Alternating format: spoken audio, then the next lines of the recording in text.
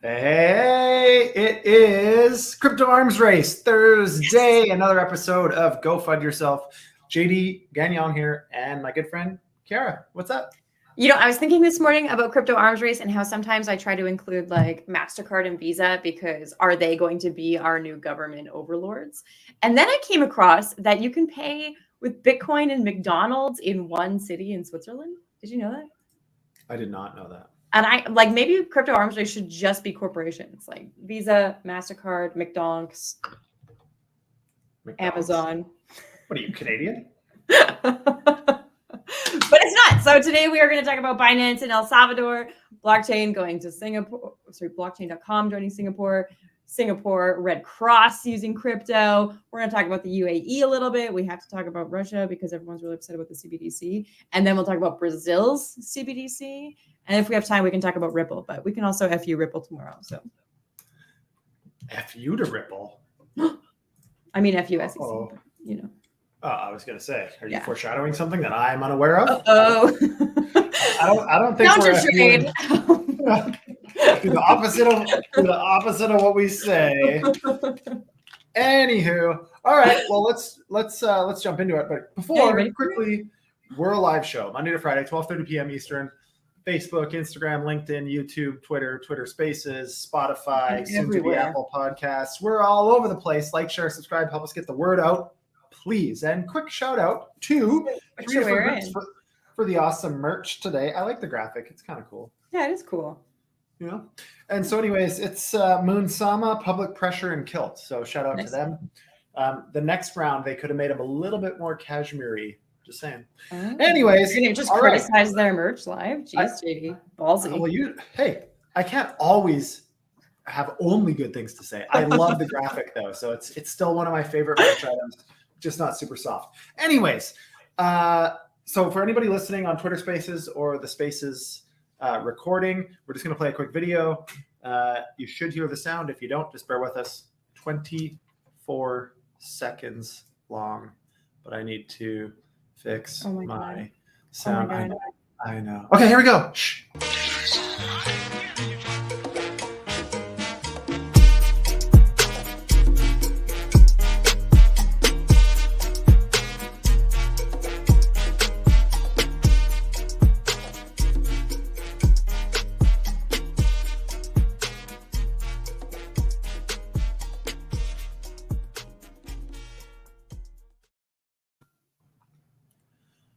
Okay, are you ready to take a trip to El Salvador? Get on the plane. Let's roll. El Salvador has secured dual license. Sorry, Binance has secured dual licenses in El Salvador. Am I dyslexic today? I don't know what's happening. I think it's the third time I've had it in the wrong order. But two. They don't have just one loaded gun, but two loaded guns in El Salvador. So, I mean, were you expecting El Salvador on the triage list of Binance's expansion? No. So this is kind of strange to me again, because Binance is leaving large jurisdictions or being asked to leave. And then they're making all these weird announcements in like tiny ass little countries. Hey, El Salvador is the Bitcoin country. They are the Bitcoin country, but they're also definitely a third world country. And so there's not say that anymore. Oh, we do. It's third world. El Salvador used to have like one of the highest per capita murder rates in the Western world. Like El Salvador and many of those developing countries down there have issues. But anyways, all of this to say, I think it's great for the space. It's great to see countries leaning in, obviously. I thought I had Binance's strategy kind of figured out. You don't. I don't. No, it turns out that I have no freaking clue. So they've gotten two different licenses. They were given a Bitcoin services provider license by the central bank. And then the Salvadoran National Commission of Digital Assets also gave them a non-provisional digital asset service provider license. So they aren't limited to Bitcoin. So you have to get a separate Bitcoin license because El Salvador is a Bitcoin country. And then you can get just a general license. But why? All right. Are we good? You're frozen now. Awesome. Well, we are a live show. So here we go. Every now and then we have a little bit of technical difficulties. Ismail, what's up? Welcome to Go FUD Yourself. Just taking a 2-second break while Kiara reloads here because the live show occasionally has. Oh my God, I don't know why I'm rugged. For once, Twitter Spaces didn't rug, just StreamYard. Awesome. Anyways, okay. So we are. I didn't hear the last little bit of what you said. So do you want to read? Who knows? No? Okay. What about blockchain.com?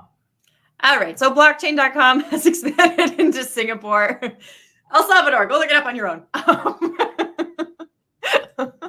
But basically, blockchain.com has made this expansion into Singapore. Singapore is trying to embrace crypto more and more. So this isn't exactly a surprise, especially as countries or as companies try to move outside of America. So kind of exciting.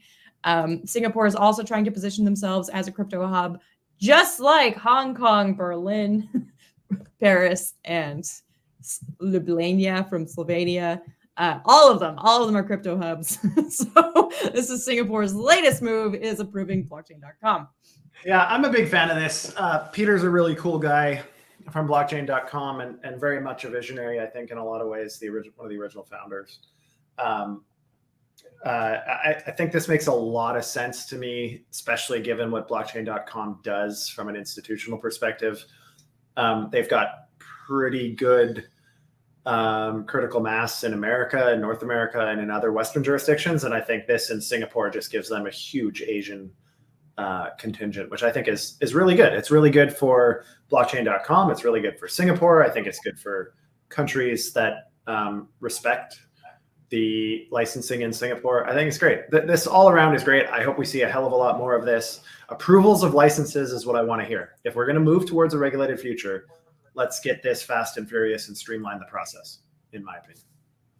And so blockchain.com is the 12th crypto payment company approved in Singapore under some of their new rules. This happened 2 days ago, just so you know, on August 8th.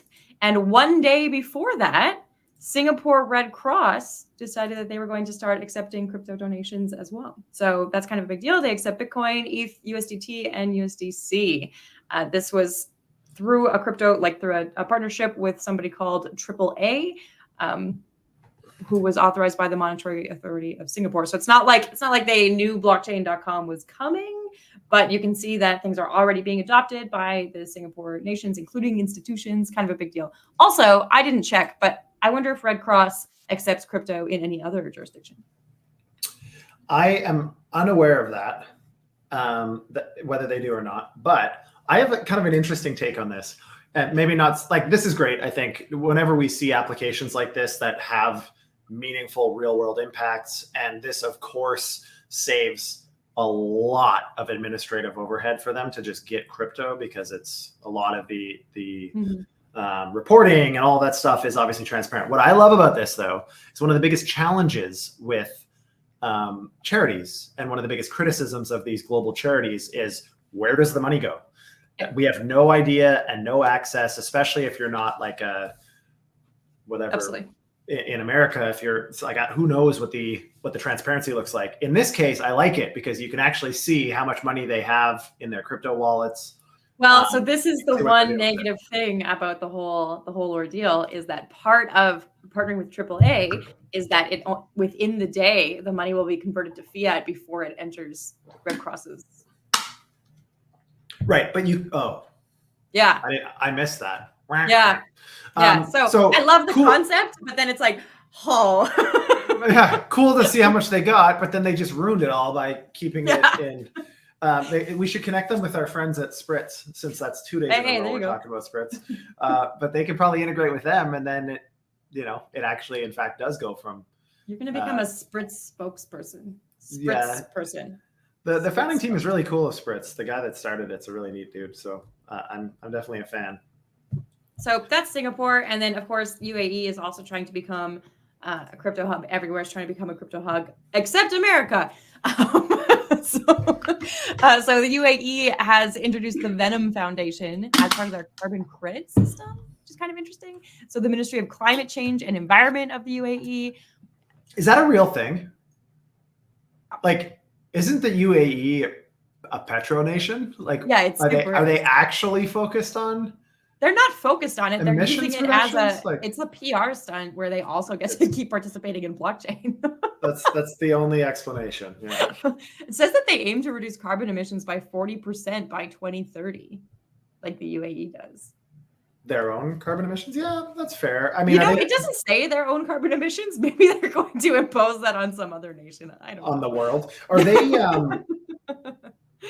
yeah, I don't know. Are they part of the Paris Accord? I didn't see that anywhere. I want to say no, but it also says that each emirate is launching local initiatives to achieve the national goal of carbon neutrality by 2050. I don't know how. Let's not get into that. But they're working with Venom, so good job, Venom, and also great way to spin your any sort of PR into just working with blockchain. Great plan. Yeah, I mean, during a bear market, you got to take what you can get. Yeah, so I mean, it's all good. Anyways, we can move on from this one. Yeah, to our friend Putin. You ready for Russia? So, oh man, I couldn't be more ready. Was it 2 weeks ago? We were talking about how they were introducing their CBDC, and we weren't exactly sure when it was coming out, and people thought maybe late 2024 it would come out.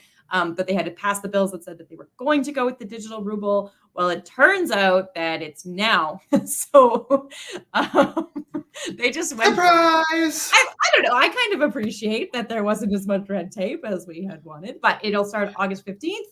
It'll involve 13 banks and a number of institutions, like retail institutions. The idea is to assess the functionality of the digital ruble and see if people want it, see how user-friendly it is, get some feedback. I don't know who actually gives feedback to the Russian government. I wouldn't, but hey, there you go. There's probably some oligarchs that are comfortable enough giving feedback. That was probably too harsh, but like, ooh. I don't know.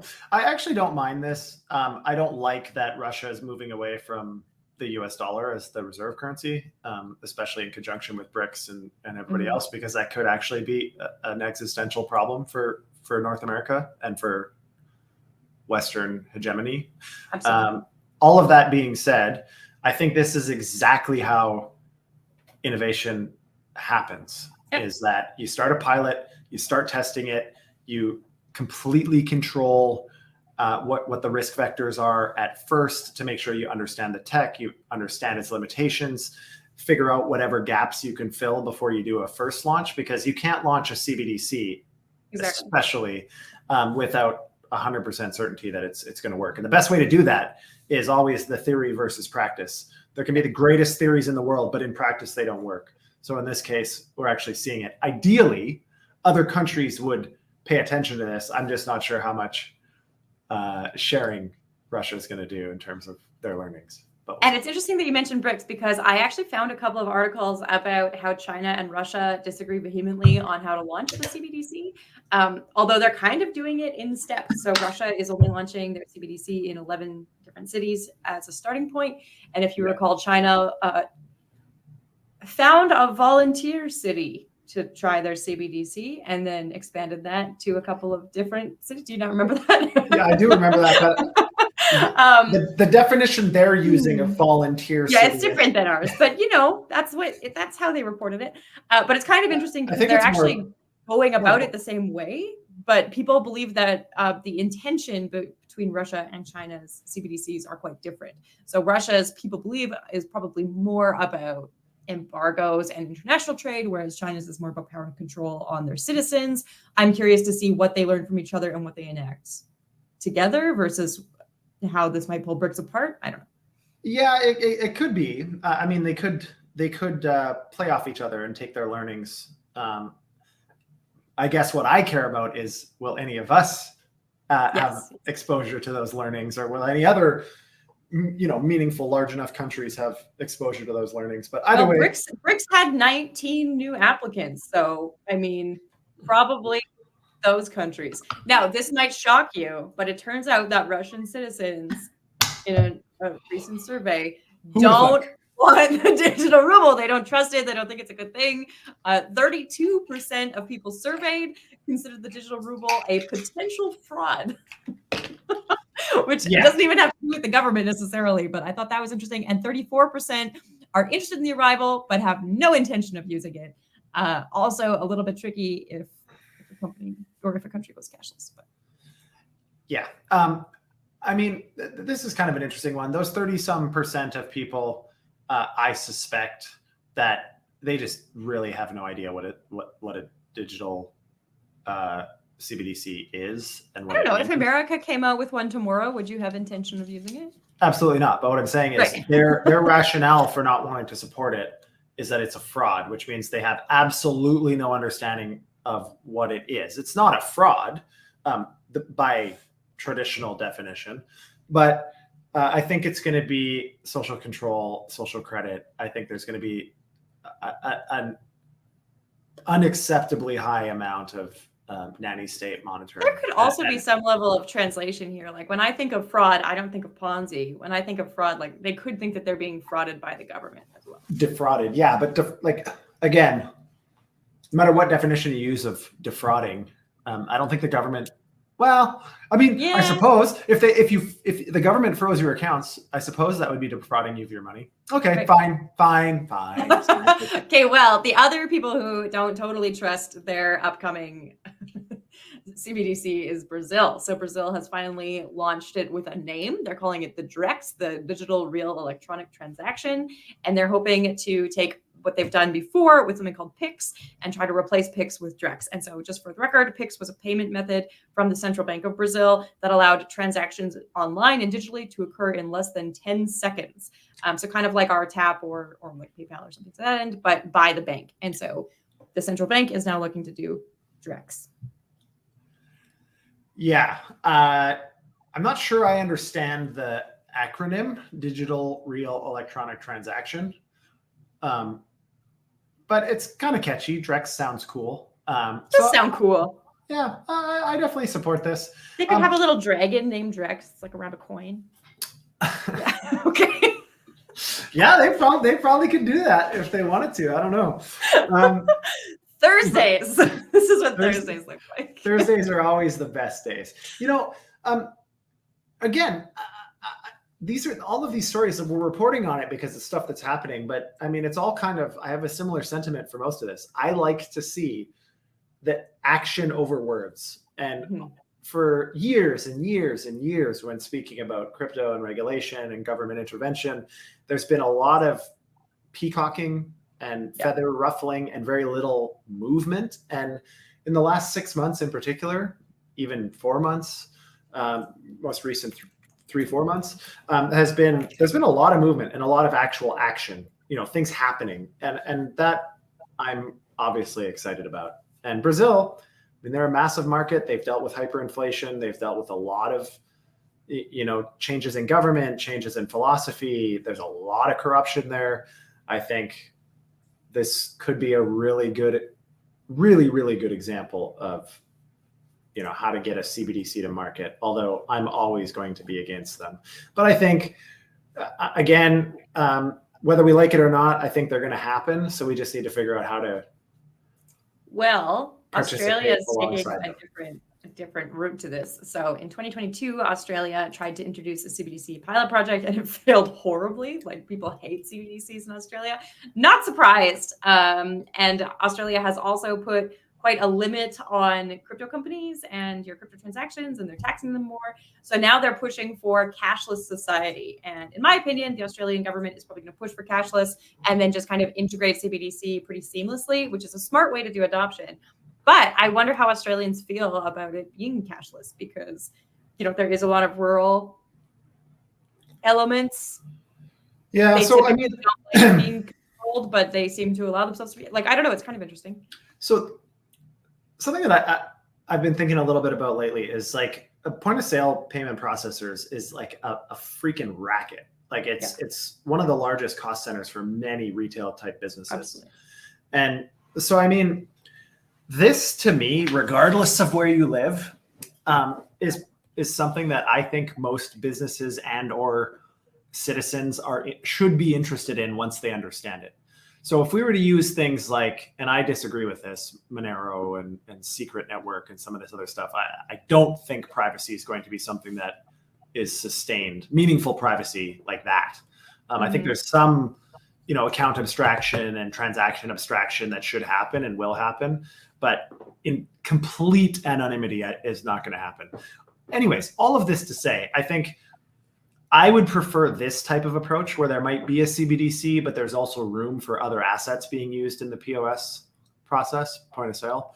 The reason I bring this up is because I think naturally and initially we want to think, hey, like, let's look at, as an example, let's think about rural Australian farmers. Like, are they going to be the ones to get these crypto wallets? And the answer is, I mean, eventually, yes. But I think the integration of this is so much simpler and so much cheaper that for all these businesses that I think it's going to be the business leading the charge because it helps their bottom line. It helps keep the prices down a little bit. I mean, I'm a fan. I think this is a great approach. Just to counter, typically those who are rural are not very pro-government and often want money in their own hands earlier. Here in Alberta, I know loads of farmers who own crypto. Yep. I mean, so do I. I grew up on a farm, obviously, and so that's where a lot of my philosophy and ideology comes from. But I think, yeah, we'll have to see. I mean, obviously, I've been a pretty big opponent to CBDCs, especially if they outlaw other uses of stablecoins, which I think would be the approach of most governments if they had the choice. But the people have some power. Remember, our representatives are elected by us. So if there's enough of us that have opinions on things, obviously we have the opportunity to influence, and so we should use it. Well, that was the most American thing you could say. So let's talk about America. The SEC and Ripple are still at it. Do you want to field this? Because I know you love Ripple and hate the SEC. Yeah. So now there's a trial happening in the second quarter of 2024. I am not 100% sure. I think this is for the appeal, is it not? There's two separate things that are kind of happening. So one looks like it's the appeal, and the other one looks like they are trying to hold the CEO of Ripple accountable for something. Yeah. So COO and CEO. Okay. So essentially, what happened as the fallout of the last judgment, so to speak, was that they implied that the token itself isn't necessarily a security and whatever, everybody was happy. But they did throw in there that there was a couple of circumstances where it was sold as a security in that environment, or it would have been a security in that environment. It was an unregistered securities offering. I'm surprised that they're going after individuals here because you have generally the corporate veil to pierce it. There has to be obvious intent, negligence, and fraud, usually, or one of the three. I'm not an attorney, so this is not legal advice, but I'm kind of surprised about this, but I feel like this is just typical. The SEC was slightly embarrassed, so now they're gonna keep taking Ripple to task as long as they can. I don't mind that it's second quarter of 24 because I think by then we'll have some version of regulation in the US that probably should supersede this, hopefully. Yeah. But we'll It's see. also a long time to sit tight for. Yeah, the legal system is kind of crazy. I was watching a thing yesterday, unrelated, but on all of the Trump indictments and all of this stuff, and just the sheer cost and time and how things are so drawn out, and the cost of legal representation in the US, especially for high profile cases like this, is obnoxious. Like Trump's already spent something like $50 million, which and he's using campaign funds, which I totally disagree with, but whatever. My point here is it's obnoxious. It's just a huge opportunity for rent seeking from attorneys, in my opinion, and regulators. Absolutely. If the regulators win, they make a pile of money. It's a giant budget that they get to hire more people with. It's absurd. So a preview of our FU Friday tomorrow is FU to the SEC yet again. But anyways, ongoing FU to the SEC. Okay, I believe the SEC has tried to appeal, and now they're waiting for a response, as far as I understand. Is that waiting for a response from Ripple before the court determines whether they'll take the case, I think. Is that correct? Yes. So within the next week, Ripple's general counsel Alderati suggested that they'll have their response filed, and then there's a jury trial, I guess, actually, so that the court, it sounds like, is actually going to take it, but they have to read the response first to figure out where, when, and how it's going to be appealed. So we all kind of figured this was going to be the case. Generally speaking, there's a lot of people that have suggested that it might have to go to the Supreme Court in the US before there's any finality on this. Mm-hmm. In a perfect world, we'd skip the intermediary courts and just go to the Supreme Court and get an opinion, but that's not how it works. So I guess we'll just that's America. Sit around and wait, and that's America. All right. So tomorrow is FU Friday. Remember, we're a live show. If you couldn't tell by this, by the back and forth and the banter, but we are a live show Monday to Friday, 12:30 p.m. Eastern. Like, share, subscribe, help us get the word out. Super excited. Tomorrow's FU Friday. It is FU Friday. So we will have to bring our A game. And with that, today, Kiara, I say to you, go FUD yourself.